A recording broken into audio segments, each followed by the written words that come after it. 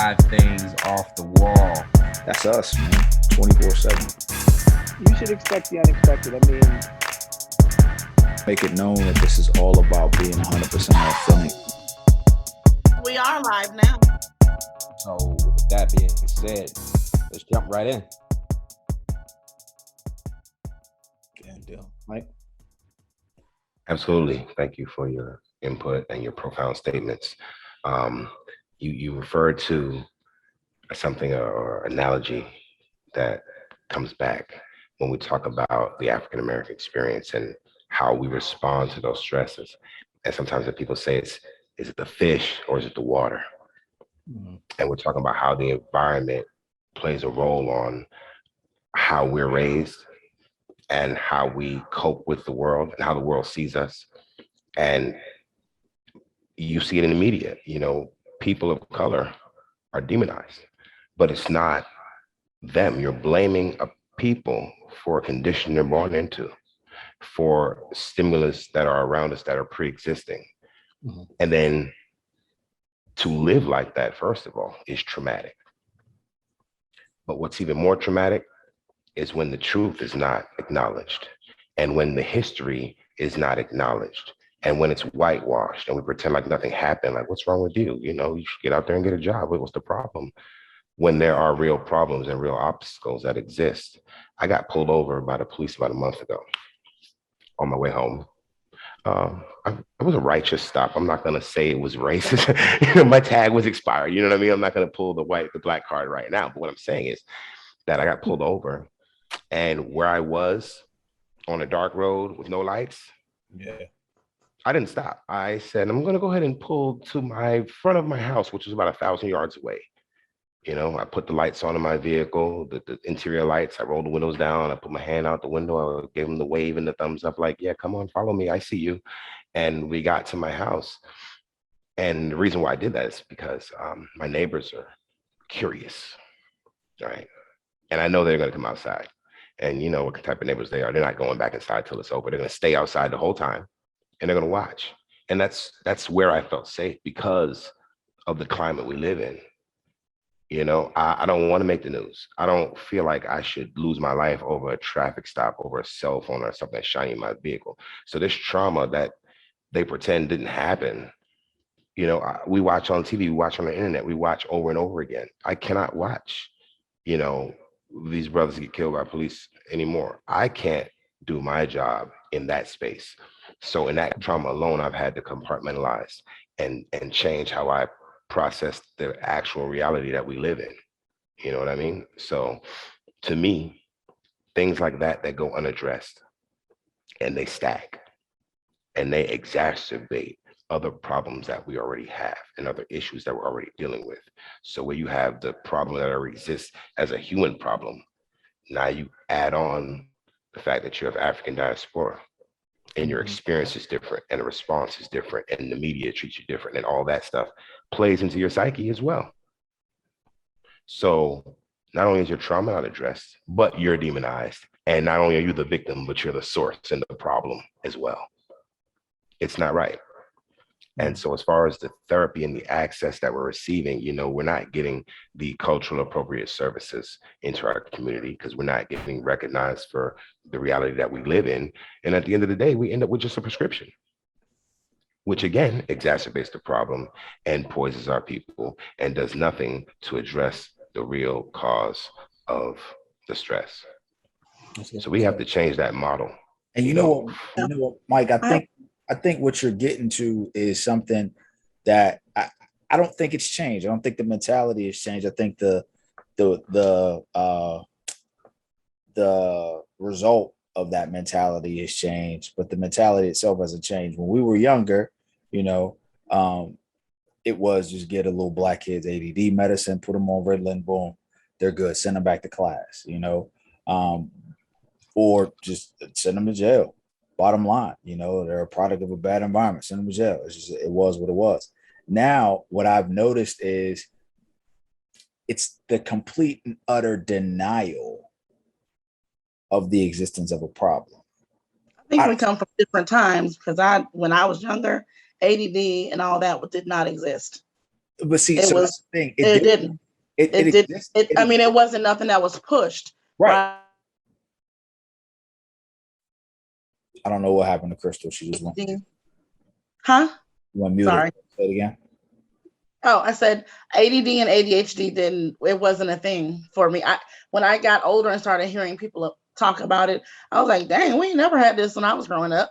So hearing it now, it's like, whoa, so we've got something diagnosed now, telling people that you can't pay attention. So this is what's wrong with you. Or no, this is your attention is going here, or your attention is going there. So this is actually what's wrong. Instead of when I was growing up, it was just, let's just pay attention. And that's just that, or you're gonna get your butt whooped. But see, that's what I mean. Like, I think it was ADD, ADHD, but it was like that was reserved for the kids who were quote unquote real bad. The real bad kids. Oh, they gave them the medicine. There was kids there that had it. I remember some of the worst kids in school growing up. Those were the ones that was on Ritalin, and they weren't bad kids, but they were product of environments. They had a ton of aces, and it was like if they would have been properly treated, they didn't need the medicine. These kids knew how to work around taking the medicine to get through, but I think the mentality has shifted. Now it's just a complete and total denial. You didn't understand it then, so you just gave them medicine. You don't understand it now, so you just out and out deny it, and now you call it reverse racism or having a fragile ego or being an extra liberal or whatever it is. I listened to Mike when you told the story about the car stop. I was listening to a guy on the TED Talk. A brother was talking about how he got pulled over, and he was just talking about the fear that consumed him getting pulled over for all of the same things you mentioned. Just terrified. And he was like, it wasn't a righteous stop in his opinion. He wasn't doing anything wrong. He just got stopped basically for being in the wrong place, the wrong time. He got pulled over. And he spoke about the fear that consumed him because he immediately started thinking about the headlines and all of that. He's like, I don't want to be another news story. I don't want to be another name on the wall or on a t-shirt or any of that. And I went to the comments to read the comments because normally TED Talk comments are pretty educated. These were trash. I mean, it was filled with a lot of shame on you, TED Talk, for putting this racist on here. Nothing happened, and he's overreacting, and he's this, and they were in complete and total denial to his experience. Who am I to tell anybody how they should feel about something they've gone through? And like Sandra mentioned, if we're talking about inherited trauma, that's something that an entire portion of our society will never understand. They'll never get it because to them, you can't inherit trauma. What? Right. Man, you had the same opportunities my people had, in their mind. That makes sense to them. So I think the mentality is the same. It's just the output has changed, the way they respond to it. Now it's just, I just deny it, call them a racist. It's foreign to them. It's another generation past, so it's not connected to them. And like you said, they're like, well, what's holding you back? It's how can you inherit that? Well, it's a different American experience. All those factors around us that shape us, they're different for you because they respond to you differently. So when we go through a situation or when we're accosted by the police, like in my situation, the guy got out of the car aggressive. Oh, why didn't you stop? I was going to ram you. You got to stop right away. I said, officer, I didn't feel safe. You saw me roll my window down. You saw me put my thumb out the window. You saw me say, come follow me to this well-lit area. It's a one-way in. Where am I going to run to?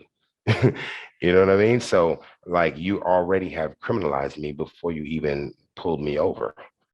You've already profiled me, which is why you pulled me over. I told some of my coaches about what happened the next day. We're at football practice and a couple of them were police officers, and like, yeah, that's not even a stop. Like they shouldn't even pulled you over for an expired tag that could have sent you a ticket.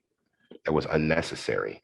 Had it been a different circumstance, had you been different or had the neighborhood been different, they wouldn't have pulled you over at all. And I said, well, you know what? That's fine and all, but maybe he's a professional. Maybe he's overzealous. He's doing his job. He's a cop. My tag was expired. I have no problem with that. I do have a problem with you being hyper aggressive and you making me fear for my life as well. Like I knew how to protect myself by speaking clearly and making sure they know that, they're not in danger and that, I am armed, but in a safe and legal manner. You know what I mean? Like, I know the laws as well. So when I let them know that I know the laws and everything's intact and they're not in danger and I'm compliant, there should be no reason for the aggression to continue.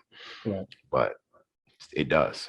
So what I'm talking about is what my other brothers and sisters are experiencing and what they're not talking about. And the fact that this cop did not understand why I pulled 1,000 yards forward to a well-lit area. And that made him angry. That's him denying my experience. When I said I was in fear for my life and I want to make sure that we were safe, me and you both, that means I'm not gonna let you kill me tonight. I'm not.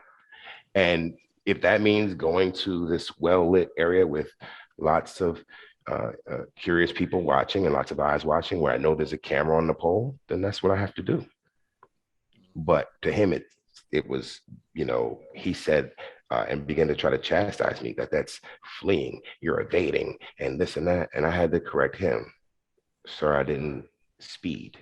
I didn't break any traffic laws. So we know that the police will pervert the law at their opportunity to violate your rights. Because that's what he was telling me, even though I know better. Right. So, when you have that type of thing happening against you in so many different industries and so many different avenues, it's happening at school to the children with rules.